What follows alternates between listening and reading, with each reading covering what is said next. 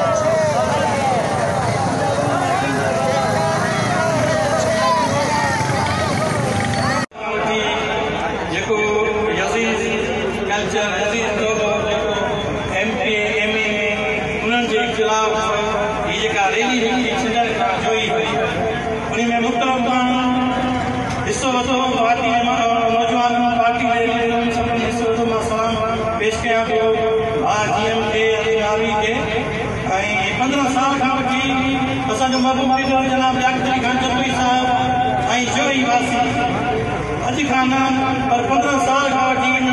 के खिलाफ जंग जोड़ी जोई जो पानी कुछ दोस्त ॿुधायो कुदरती खोट कोन्हे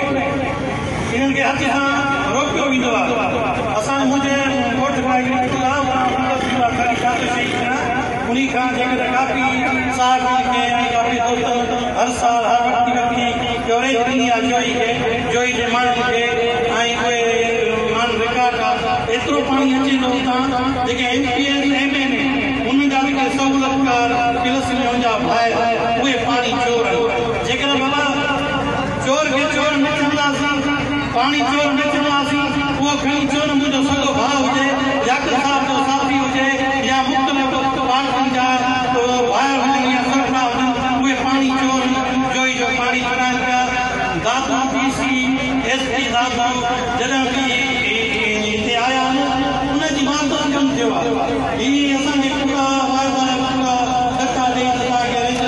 हर साल मोकल करे पुलिस बि मोबाइल पर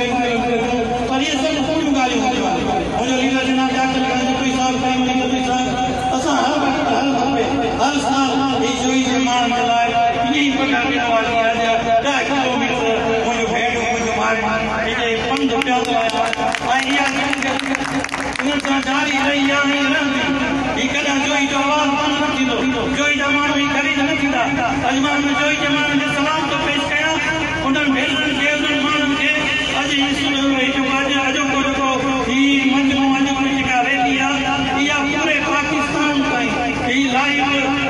ऐं साफ़ जे ताक़त ज़रिए पूरी दुनिया जा माण्हू पसंदि कया त जोई सां आख़िरकार अहिड़ो हासिल छो आहे जोई जे माण्हू सां अहिड़ो ज़ुल्म छो आहे जोई जे इलाइक़े में फुर बि जाम चोर बि जाम जोई जा वॾेरा जेके इहे पीपल्स पार्टी में इन्हीअ करे इक़्तिदार ॾिसी हिसो वठंदा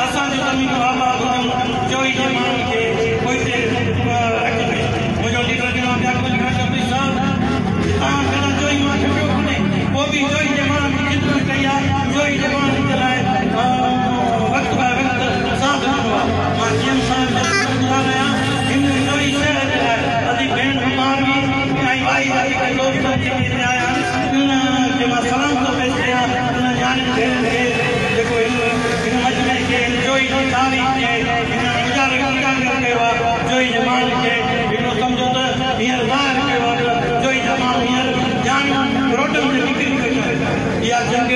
यज़ीद सां जारी आहे हीअ जेके जेके 15 साल हिननि हा जोई खे हिकिड़ी शइ ॾिनी आहे हेॾां जेकॾहिं हिन रोड मां ईंदो चङी खां